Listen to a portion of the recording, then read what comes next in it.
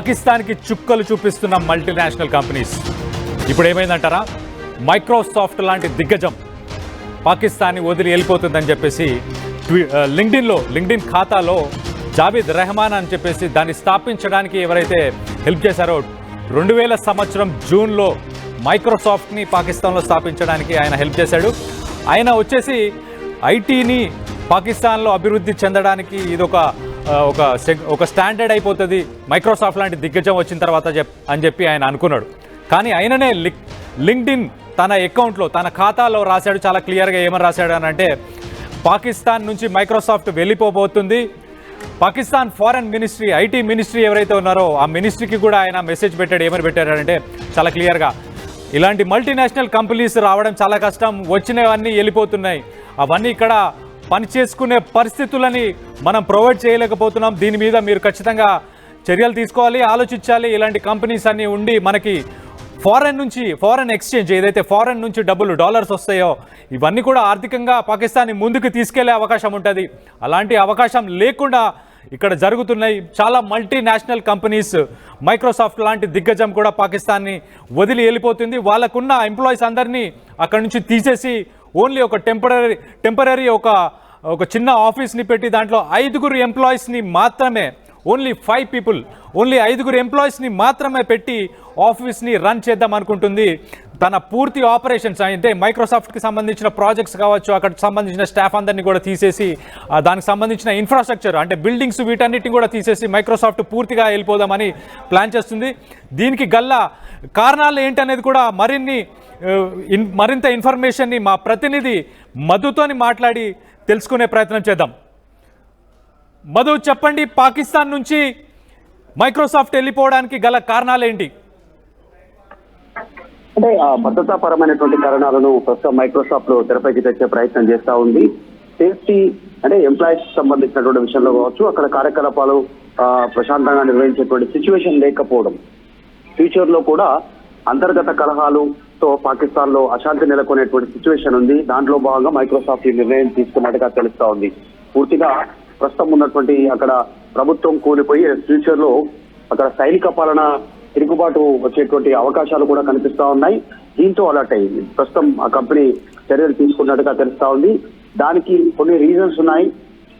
పాకిస్తాన్ ఎప్పుడైతే భారత్ లో అటాక్ చేసిందో, ఉగ్రదాడి చేసిందో, పహల్గామ్ ఉగ్రదాడి తర్వాత అంతే రీతిలో పాకిస్తాన్ పైన ఆపరేషన్ సింధూర్ పేరిట మనం చేసినటువంటి దాడుల నేపథ్యం ఒకటి, తర్వాత అక్కడ ఉన్నటువంటి కొన్ని అంతర్గతంగా సంబంధించినటువంటి భద్రతా లోపాలతో ప్రస్తుతం నిర్ణయం తీసుకున్నట్టుగా తెలుస్తోంది. పాకిస్తాన్ ఇప్పటికే తీవ్రమైనటువంటి ఆర్థిక సంక్షోభంలో కొట్టుమిట్టాడుతోంది. ఒకవైపు ఆహార కొరత, ఒకవైపు ఆరోగ్య పరిస్థితులు, ఆరోగ్యం పైన దృష్టి పెట్టలేనటువంటి పరిస్థితి అక్కడ ప్రజలు, దాంతో పాటు నీటి సమస్య కూడా తలెత్తేటువంటి సిచ్యువేషన్ ఉంది. భారత్ తీసుకున్నటువంటి నిర్ణయాలతో అనేక ఇష్యూస్ చుట్టుముడుతా ఉన్నాయి పాకిస్తాన్ ని.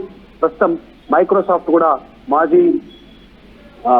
మైక్రోసాఫ్ట్ కి సంబంధించినటువంటి బిల్ గేట్స్ కూడా దానిపైన నిర్ణయం తీసుకోవడంతో ప్రస్తుతం ఆరిఫ్ అలీతో జరిపిన చర్చలో కూడా బయటపడడంతో తనకు ఒక క్లారిటీ వస్తున్నట్టుగా తెలుస్తా ఉంది. పాకిస్తాన్ ఫ్యూచర్ లో కూడా రైట్ మధు, దీనికి సంబంధించి పాకిస్తాన్ నుంచి అఫీషియల్ గా ఏమైనా స్టేట్మెంట్ కానీ లేకపోతే మైక్రోసాఫ్ట్ నుంచి అఫీషియల్ గా ఏమైనా స్టేట్మెంట్స్ ఏమైనా రిలీజ్ చేయడం జరిగిందా? అంటే చాలా స్పష్టంగా పాకిస్తాన్ కి సంబంధించినటువంటి మాజీ అధ్యక్షుడు ఆరిఫ్ అలీతో జరిపినటువంటి భేటీలో బిల్ గేట్స్ చాలా క్లారిటీ ఇచ్చే ప్రయత్నం చేశారు. సో పాకిస్తాన్ నుంచి ఎలాంటి ఇన్ఫర్మేషన్ లేదు. ఎందుకంటే పాకిస్తాన్ ఆల్రెడీ ఇప్పటికే అప్పుల ఊబిలో కూరుకుపోయింది. ప్రపంచంలో అనేక దేశాల నుంచి అప్పులు తీసుకొని కావచ్చు, అనేక అంశాల్లో పేలవంగా ఉన్నటువంటి పరిస్థితి. ఈ నేపథ్యంలో మైక్రోసాఫ్ట్ తిరిగి వెళ్ళిపోతుంది, అక్కడ సేవలు ముగిస్తున్నాయి, సేవలు నిలిపేస్తున్నాం అనేటువంటి స్టేట్మెంట్ పాకిస్తాన్ మరింత దిగజార్చేటువంటి పరిస్థితులు మారేటువంటి కనిపిస్తా ఉంది. ఎందుకంటే పాకిస్తాన్ లో సంస్థ కూడా నమ్మి చెప్పండి మధు, పాకిస్తాన్ నమ్మి ఏ ఒక్క దేశం కూడా అక్కడ పెట్టుబడుల రూపంలో కానీ అక్కడ నుంచి కార్యకలాపాలు కానీ కొనసాగించడానికి ఇంట్రెస్ట్ చూపించకపోవడమే కనిపిస్తా ఉంది. దానికి ఉగ్రవాదాన్ని పెంచి పోషించడం, అసలు ఉన్నటువంటివన్నీ అంతర్గతంగా పద్ధతులను కల్పించలేనటువంటి పరిస్థితి, కనీస సౌకర్యాలు సదుపాయాలు ఇవ్వనటువంటి స్థితిలో పాకిస్తాన్ ఉన్నట్టుగా చాలా స్పష్టంగా కనిపిస్తోంది. Right, thanks for the update Madhu. మనం చూస్తే మైక్రోసాఫ్ట్ ఒక దిగ్గజం. మైక్రోసాఫ్ట్ ప్రపంచం మొత్తంలో ఒక 4% ఎంప్లాయీస్ని, దాదాపు 9,000 మంది ఎంప్లాయీస్ని తగ్గిస్తా అని చెప్పి మైక్రోసాఫ్ట్ వెల్లడించింది. కానీ పాకిస్తాన్ నుంచి పూర్తిగా ఆపరేషన్స్ని ఆఫ్ చేస్తున్నారు, బంద్ చేస్తున్నారు, అంటే పూర్తిగా ఆపరేషన్స్ నిలిపేసి వాళ్ళు ఎగ్జిట్ అయిపోతున్నారు కంట్రీ మొత్తం నుంచి. మనం చూస్తే కోవిడ్కి ముందు కూడా జపాన్కి సంబంధించిన ఆటోమోటివ్కి సంబంధించిన దిగ్గజాలు ఏవైతే ఉన్నాయో, హోండా కావచ్చు, సుజుకి కావచ్చు, అలాగే టొయోటా కావచ్చు, వీళ్ళు ఇంతకుముందు ఎప్పుడు ఇక్కడ మ్యానుఫ్యాక్చరింగ్ ప్లాంట్స్ ఎప్పుడు పెట్టలేదు. ఓన్లీ విడి భాగాలన్నీ తీసుకొచ్చి వాటిని బిగించి మాత్రమే సేల్స్ చేసేవారు. దాన్ని కూడా వాళ్ళు కరోనా కంటే ముందే, అంటే ఈ జపనీస్ కంపెనీస్ కూడా ఈ మార్కెట్ అసలు మంచి మార్కెట్ కాదు, ఇక్కడ మాకు ఎటువంటి ఇన్కమ్ జనరేట్ అవ్వట్లేదని చెప్పేసి ఆ కంపెనీస్ కూడా ఎగ్జిట్ అయిపోయి కంట్రీ నుంచి వెళ్ళిపోవడం మనం గమనించవచ్చు. ఇప్పుడు మైక్రోసాఫ్ట్ వెళ్ళడం అనేది ఒక పెద్ద దెబ్బగానే మనం గమనించవచ్చు. FATF అంటే ఈ